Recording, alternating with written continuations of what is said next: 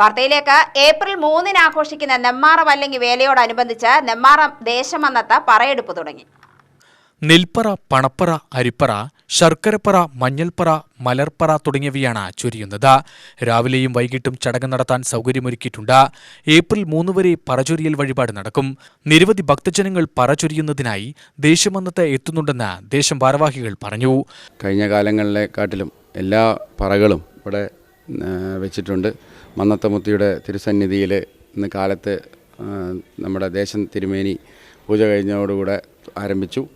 ഇന്നു മുതൽ നെന്മാറ വേല തുടങ്ങുന്ന 3-ാം തീയതി വരെ എല്ലാ ദിവസങ്ങളിലും രാവിലെയും വൈകുന്നേരവും ഇവിടെ പറ അറേഞ്ച് ചെയ്തിട്ടുണ്ട് കമ്മിറ്റി. എല്ലാ ദേശക്കാരും വന്ന് പറവെച്ച് മന്നത്തമുത്തിയുടെ അനുഗ്രഹം എല്ലാ കുടുംബങ്ങൾക്കും ഉണ്ടാവട്ടെ എന്നും കൂടെ പ്രാർത്ഥിക്കുന്നു.